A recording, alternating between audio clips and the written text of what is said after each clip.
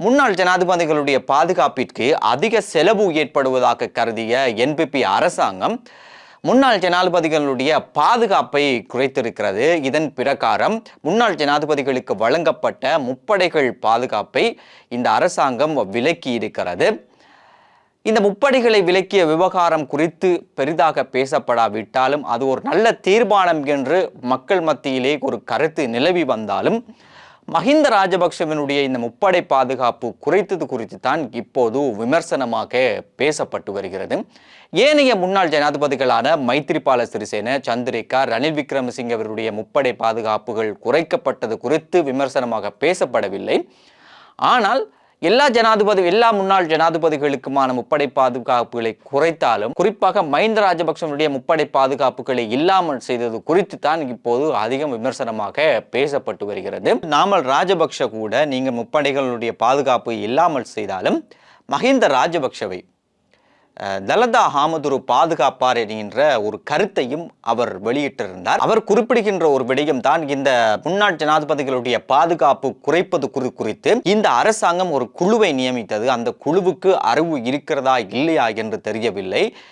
எதுவும் இல்லாமல் இப்போது அவர்களுடைய பரிந்துரையின் அடிப்படையிலே முன்னாள் ஜனாதிபதிகளுடைய முப்படை பாதுகாப்புகளை இவர்கள் இல்லாமல் செய்திருக்கிறார்கள் என்ற ஒரு கடும் தொனியிலே நாமல் ராஜபக்ஷ பேசியிருந்தார். இந்த நாட்களில் முன்னாள் ஜனாதிபதிகளுடைய முப்படை பாதுகாப்புகளை விலக்கிய விவகாரம் குறித்து மக்கள் மத்தியிலே வரவேற்பாக பேசப்பட்டாலும் மஹிந்த ராஜபக்ஷவினுடைய முப்படை பாதுகாப்பை இல்லாமல் செய்தது குறித்தான ஒரு விமர்சனமும் பேசப்பட்டு வருகிறது. இதற்கிடையிலே நேற்று ரூபவாகினி கூட்டுத்தாபனத்தினுடைய தலைவர் செனேஷ் பண்டார தன்னுடைய பதவியை ராஜினாமா செய்திருக்கிறார். இவர் இந்த பதவிக்கு 3 மாத காலமே ஆகிறது. 3 மாத காலம் முடிந்தவுடன் தன்னுடைய இந்த பதவியை அவர் ராஜினாமா செய்திருக்கிறார். இவருடைய ராஜினாமா குறித்தும் ஒரு விமர்சனம் இப்போது எழுந்து வருகிறது. இவர் ராஜினாமா செய்யவில்லை, இவரை விலக்கி உள்ளார்கள் என்கின்ற ஒரு கருத்தும் நிலவி வருகிறது. இருந்தாலும் இவர் அவருடைய ராஜினாமா கடிதத்திலே குறிப்பிட்ட ஒரு விடயம்தான், என்னை யாரும் விலக்கவில்லை, நானாகவே ராஜினாமா செய்தேன். நான் இந்த பதவிக்கு 3 மாத காலத்துக்கு தான் இந்த பதவிக்கு வந்தேன். எனவே என்னுடைய இந்த 3 மாத காலம் என்பது முடிவடைந்திருக்கிறது.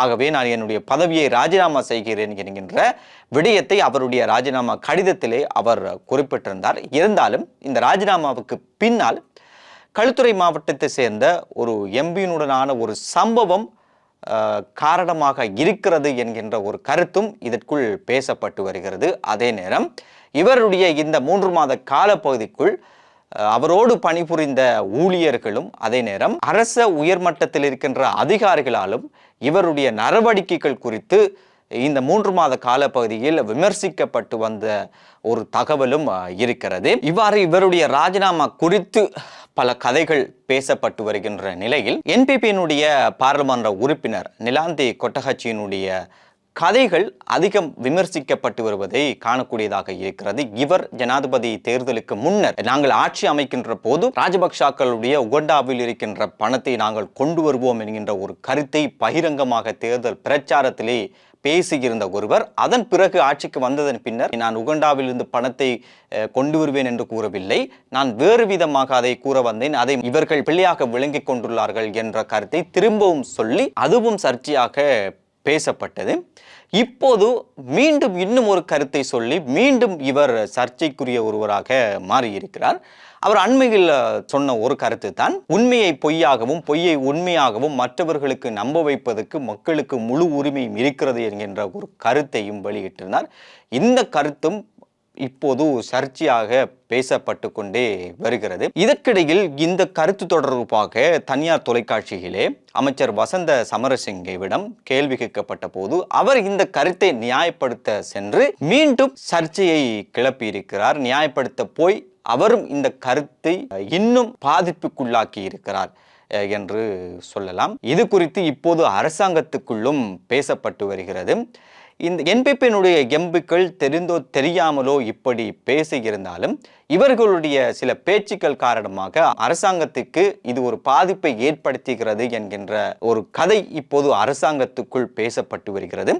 இதன் காரணமாக இந்த என்பிபியினுடைய எம்பிக்களுக்கு ஒரு ஒர்க் ஷாப்பை நடத்துவதற்கு அரசாங்கம் திட்டமிட்டிருப்பதாக, அப்படியான ஒரு யோசனை இப்போது அரசாங்கத்துக்குள் பேசப்பட்டு வருவதாக தெரிகிறது. இந்த அரசாங்கம் ஆட்சிக்கு வந்து ஒரு சில மாதங்களே ஆகின்ற இந்த நிலையில் ஜனாதிபதி அனுரகுமார திசாநாயக்க எல்லா வேலைகளையும் தனியாக கொண்டு செல்வதாக பேசப்படுகிறது. இப்படி எல்லா வேலைகளையும் தனியாக ஜனாதிபதி அனுரகுமார கொண்டு செல்வதை எதிர்கட்சிகளும் ஆளும் கட்சிகளும் அறிந்திருக்கிறார்களாம். ஆனால் இப்படி தனியாக கொண்டு செல்வது என்பது அவ்வளவு ஒரு எளிதான விடயம் இல்லை என்பதையும் எதிர்கட்சிகளும் ஆளுங்கட்சியில் இருக்கின்றவர்களும் புரிந்திருக்கிறார்கள். இன்னும் சொல்ல போனால் சில அமைச்சர்கள் தங்களுக்கு அமைச்சு பதவி கிடைத்தும் என்ன செய்வது என்று தெரியாமல் அப்படியே இருந்து கொண்டிருக்கிறார்களாம். அவர்கள் என்ன வேலை செய்ய வேண்டும் என்பதை இன்னும் நினைத்து கூட பார்க்காமல் இருக்கிறார்களாம் என்கின்ற ஒரு விமர்சனமும் இப்போது அரசாங்கத்துக்குள் பேசப்பட்டு வருகிறது. எனவே இவர்களுக்கு நாங்கள் சொல்கின்ற செய்திதான், அரசாங்கங்கள் மாறினாலும் மக்கள் மாற மாட்டார்கள், மக்களுடைய பிரச்சனைகள் மாறாது, மக்களுடைய பிரச்சனைகள் என்பது இருந்து கொண்டே தான் இருக்கும். அதற்கான தீர்வை வழங்குவதுதான் இந்த அமைச்சர்களுடைய பொறுப்பாக இருக்க முடியும். மக்கள் அவர்களுடைய பிரச்சனைகளை அவர்களுடைய பகுதிகளில் இருக்கின்ற எம்பி மூலமாக கொண்டு செல்கிறார்கள். அந்த எம்பிக்கள் அந்த பிரச்சனையை அமைச்சர்களிடம் கொண்டு செல்கிறார்கள். அமைச்சர்கள் அந்த பிரச்சனைகளை தீர்த்து வைக்கிறார்கள். எனவே இப்படி மக்களுடைய பிரச்சனைகள் இப்போது இருக்கின்ற சில அமைச்சுக்களுக்கு கொண்டு செல்லப்படுகின்ற போது அங்கு எந்த விதமான தீர்வும் இல்லாமல் அப்படியோ தேங்கி நிற்பதாக சொல்லப்படுகின்றது. இப்போது சில அமைச்சுக்களில் மக்களுடைய பல பிரச்சனைகள் ஃபைல்களாக தேங்கி கிடப்பதாக சொல்லப்படுகின்றது. இப்படி தேங்கி கிடக்கின்ற பிரச்சனைகளில் சில பிரச்சனைகள் இலகுவாக தீர்வு வழங்கக்கூடிய பிரச்சனைகளும் இருக்கின்றது. ஆனால் இந்த அமைச்சர்கள் இந்த இலகுவாக தீர்வை வழங்கக்கூடிய பிரச்சனைகளில் கூட இவர்கள் கஷ்டப்படுத்தி கொண்டு இருக்கிறார்கள், தாமதப்படுத்தி கொண்டு இருக்கிறார்களாம். உதாரணமாக காணிகளை மாற்றுவது, காணிகளை அகற்றுவது என்பது அவ்வளவு சாதாரண விடயம் அல்ல. இதற்காக மக்கள் கடுமையாக கஷ்டப்படுகிறார்கள்.